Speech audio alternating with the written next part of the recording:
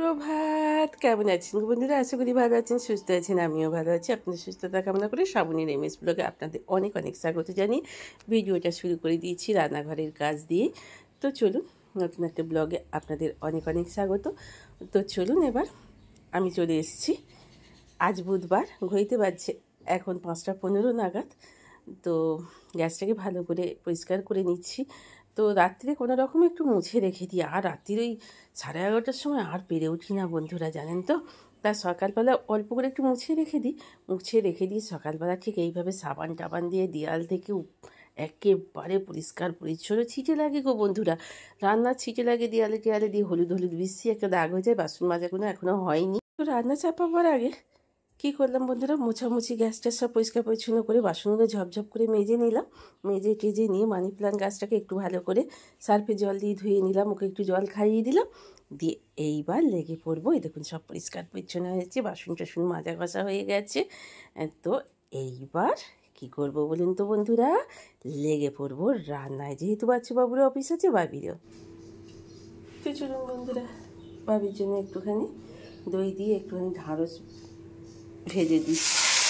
ভাজার দিন একটু গেরি গেরি তরকারি করি, ঢাঁড়স ওর গেরি গেরি তরকারি হলেই ওর খাওয়া হয়ে যায়।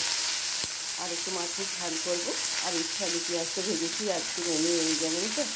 ভাতটা বড্ড কিচকিচ করছি, ঠান্ডা গরমে চলছে তো। সেগুলো আগে ঢাঁড়সটাকে ভালো করে ভেজে নিই, তারপরে মশলাপত্র করে লালা ভাতটাকে কাটিয়ে নিই। এই লালা ভাতটা অনেকেই পারেন না কাটাতে। বেশ করে কড়াই একটু তেল দিয়ে নেড়ে ছেড়ে লালা ভাতটা কেটে গেলে খেতে খুব ভালো লাগে। সেটা ঝোলেই দিন ঝালেই দিন, লালা ভাতটা কেটে গেলে ঝোলে দিলে খুব ভালো লাগে। কিন্তু এটাকে আপনাকে হালকা আঁচে আপনাদের ভেজে নিতে হবে। আমার অনেক ছোটোখাটো মেয়ের বয়সী বন্ধুরা অনেকেই জানেন না এগুলো, যেমন আমার মেয়েই জানে না। তাই জন্যই কিছুটা আমাদের মতো মায়েরা বা বন্ধুরা তাদের বলে দিতে হয়, শিখিয়ে দিতে হয়। তো সেদিন এটা ভাজা হতে থাকে, তার মশলাটা বেটে দিই। ঢাঁড়সগুলোকে বেশ ভালো করে ভেজে তুলে রেখে দিলাম। লালা ভাবটা দেখুন কেটে গেছে একদম। এবার একটু কালো দিয়ে ফোড়ন দিয়ে পেঁয়াজ ফোড়ন দিয়ে দিয়েছি। এটি দিয়ে দিয়েছি কাশ্মীরি লঙ্কার গুঁড়ো, হলুদ গুঁড়ো, নুন, চিনি। এবার দিয়ে দেবো মশলা। তার আগে আমি ঢুক করে একটু ভাতটা ধুয়ে নেব। তো চলুন, এটা আছে কাঁচা লঙ্কা, আদা আর রসুনের পেস্ট। এই মশলাটাকে ভালো করে সেদিন একটু কষিয়ে দিই। গাছের ফ্লেমটা আমি কমিয়ে দিতে হবে, যেহেতু চিনি আছে, নাহলে পুড়ে যাবে। এই মশলাটা কষাবো একটু জল দিয়ে দিয়ে। এই মশলাটা হতে থাকুক।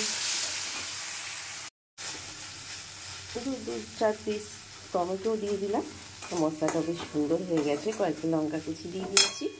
তো চলুন একটু মশলাটা একটু গেরি গেরি মতো করে নিই।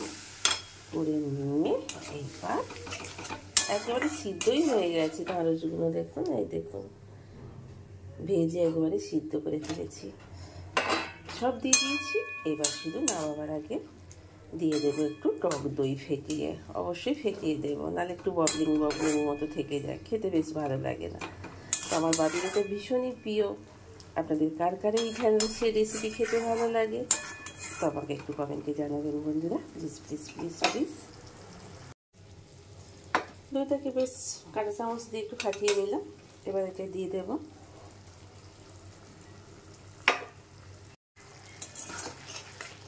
তো চলুন বন্ধুরা, এই দেখুন হয়ে গেল। একটু গেজে গেজে থাকলে ভাতটা একটু মেখে খেতে পারবে আমার বাবিটা। ছেলেটা অবশ্য খুবই পছন্দ করে। তো আজকেও থাকছে না যেহেতু, সেহেতু অন্য দিনকে একটু করে দেবো। প্রায় দিনই এই রেসিপিটা অবশ্য আমি করি, আপনারা দেখে থাকবেন। চলুন, আজকে আমার রেসিপিটা হয়ে গেল। এদিকে চা চাপিয়ে দিয়েছি ছেলেটার মেয়েটার জন্য, আর এদিকে মাছ ভাজাটা চাপিয়ে দেবো। যে ঢাঁড়সটা একটু তেল দিয়ে ফেলেছি বলে অবশ্যই মাছটা আমি তেল দেবো।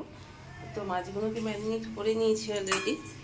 তো একটা পেটি মাছ দেবো, আর বাচ্চাবাবুর আর আমার চারাপোনা মাছ।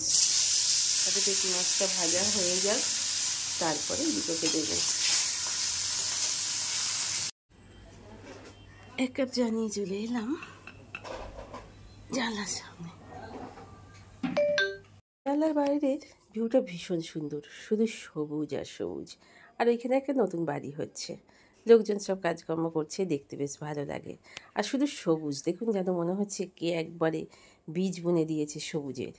সুন্দর ঘাসে ভর্তি আর কচু গাছে ভর্তি, কি ভীষণ দেখতে ভালো লাগে, চোখের কত আরাম হয় সবুজ দেখে। সবাই যে যার মতো অফিস বেরিয়ে গেল, ছেলেটা চলে গেল বাড়ি, ভাবি অফিস চলে গেল, বা চৌদ্দ কোন সকালে চলে গেছে। এইবার আমি আমার ওই যে কাজ, ঝাঁটপালা দেওয়া, এবার মোছামুছি, সেই সঙ্গে ওদিকে তো সকালের বাসি কাজ কিছু হয়ে গেছে।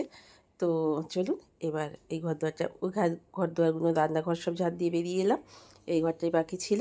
এবার ঝাঁট দিয়ে উঠোনে আমার দিকটা, সামনেটা একটুখানি ঝাঁট দিয়ে নেব, তাহলে প্রায় সব কিছুটাই কাজ মোটামুটি হয়ে যাবে। এবার মোছামুছিটা করে নেব, করে নিয়ে তারপরে ওই যে বললাম না, আমাদের সংসারে লক্ষ্মীশ্রী আসে, কি বলুন তো বন্ধুরা, পরিষ্কার পরিচ্ছন্নতার কারণে। এই জন্য একটুখানি ইপি বানিয়ে নিলাম ব্রেকফাস্টের জন্য। এটা ঠান্ডা করে রেখে দেব, কারণ গরম খাওয়া আমার পেটের পক্ষে উপযোগী নয় বলে, তাই জন্য আগে থেকে বানিয়ে রেখে দিচ্ছি। এইবার ঝাঁটপালাটা দিয়ে স্নান টান করে নেব, করে টোরে নিয়ে তারপরে ব্রেকফাস্টটা করব বলে আজকে ভাবলাম একটুখানি ইপি খাবো, তো সেইটার জন্য করে রাখলাম। ও ঘরের বিছানাটা পরিষ্কার পরিচ্ছন্ন করা হয়ে গেছে। আজকের এই ঘরের বেডশিটটা কাল রাত্রি থেকেই ভেবে রেখে দিয়েছিলাম, আজকে এই ঘরের বেডশিটটা তুলে দেব, তুলে দিয়ে নতুন একটা কিছু পাতবো। পাড়া সব কিছু দিয়ে পরিষ্কার পরিচ্ছন্ন সব করে নিয়ে, মোছা টোছা করে নিয়ে এইবার বসে পড়লাম। এই যে আমার আপনাদের সঙ্গে শেয়ার করা হয়নি তো, একটা আগে আমার জল নিয়ে আসা হতো, ব্যারেলে করে নিয়ে এসে সেই মিনারেল ওয়াটার আমরা খেতাম। তো এখন আর কিনে নিয়ে আসা হয়েছে, আপনাদের সঙ্গে সত্যি শেয়ার করা মানে অন্যায় হয়ে গেছে, করতে পারিনি বলে একটা মানে ফিল্টার অ্যাকোয়াগার্ড নিয়ে এসেছি। কারণ জল আনা টানার পক্ষে অনেকটাই মানে অসুবিধা হচ্ছিলো, এই ঝড়জলের সময় জল ফুরিয়ে গেলে আনা, তারপরে কেউ বাড়িতে থাকে না, কে নিয়ে আসবে, তাই জন্য এটা নিয়েছিলাম। তো ট্যাপের জল ঢেলে দিয়ে বেশ সুন্দর ফিল্টার হয়ে যাচ্ছে, জলটা খেতেও বেশ ভালো লাগছে, সেটা আপনাদের সঙ্গে আজকে শেয়ার করলাম। আনা হয়েছে বাবির জন্মদিনের আগের দিন। তো কেমন হয়েছে আপনারা একটু বলবেন। এই জল খেলে অনেকটাই শরীরের পক্ষে উপকারী, জলটা বেশ মিষ্টতাও রয়েছে, আর বেশ করে একটু পরিষ্কার পরিচ্ছন্ন করে নিচ্ছি। ওই যে বললাম না, সংসারের সকল কিছু লক্ষ্মীশ্রী বজায় থাকে পরিষ্কার পরিচ্ছন্নতা। আমার দিদা বলতো, ওলো পরিষ্কার পরিচ্ছন্ন যত নিজে থাকবি আর যত ঘরদুয়ার পরিষ্কার পরিচ্ছন্ন করে রেখে দিবি, মা লক্ষ্মীর এমনিই আগমন হবে তোর সংসারে। আমার দিদা সেই কোন যুগে কথাটা বলেছিল, আজও সেটা মনে পড়ে বহুবার। তো বহুত দিন আগেই তিনি চলে গেছেন, সেই চলে গেছেন আপনার 1989 সালে, কিন্তু কথাটা আজও আমি ভুলিনি। তো যাই হোক, অ্যাকোয়াগার্ডটা পরিষ্কার করে নিলাম, তার টুলটাকেও পরিষ্কার করে নিলাম। এবার ফ্রিজের পায়াগুলো, ফ্রিজটাকে, আমার বহুত দিনের ফ্রিজ বন্ধুরা, এখনও চকচক করে, কিন্তু বেশ কিছু জায়গা নষ্ট হয়ে গেছে। একটু কষ্ট করলে হয়তো নতুন ফ্রিজ একটা এসে যেতেই পারে বন্ধুরা। একটু শখ, একটু খাওয়া দাওয়া কম করে, একটু কিছু করলে, সংসারে একটু টেনে করলে একটা জিনিস হয়তো নতুন হতেই পারে। কিন্তু কি বলেন তো বন্ধুরা, বহু কষ্ট করে, বহু পরিশ্রমে, বহু মানে কি বলবো, সংসারে অনেক কিছু ত্যাগ স্বীকার করে যেসব জিনিসগুলো আমি করেছি, সেগুলোকে ইচ্ছা করেই আমি পাল্টাতে পছন্দ করি না, কারণ আমার তো চলছে বন্ধুরা। তবে হ্যাঁ, ফ্রিজটা বড় ছোট হয়ে গেছে সংসারের।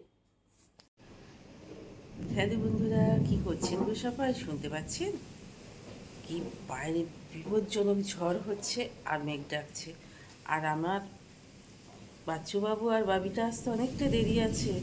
বাবিটা যে খুব বিপদ থেকে বেঁচে গেছে জানেন তো, ঝড়েতে টোটো উল্টে গেছে বলছে। যাই হোক, অবশেষে আবার একটা টোটো করে গিয়ে ট্রেনে চেপেছে। বাচ্চুবাবু আর আজকে রাত্রি দেরি করে আসছে, সব মিলিয়ে একটা ভিচিকিচি কী টেনশানের মধ্যে আমি আছি। আজকে এইরকম ভয়ঙ্কর এত ঝড় হচ্ছে বর্তমানে যে কি বলবো বন্ধুরা।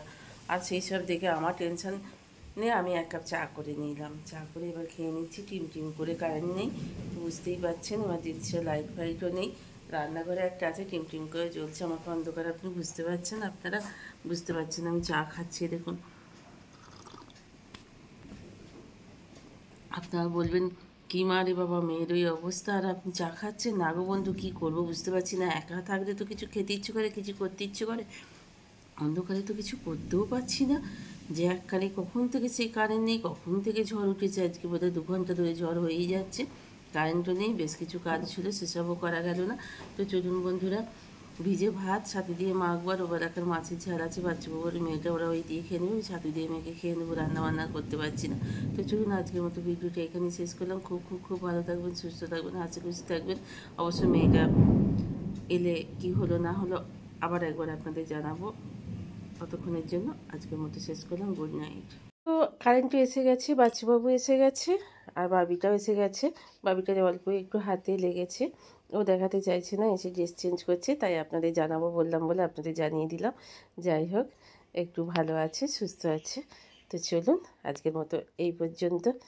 যে যাই হোক, ও কিছুতেই দেখাতে চাইছে না, বলছে না না, সবটাই তো সবসময় দেখানো উচিত না, আর পসিবলও নয়। তো চলুন বন্ধুরা, আজকের মতো এই পর্যন্তই। আবারও বলি, ভালো থাকুন, সুস্থ থাকুন, অল টাইম হাসি খুশি থাকুন। তো আজকের মতো এইখান পর্যন্তই, গুড নাইট।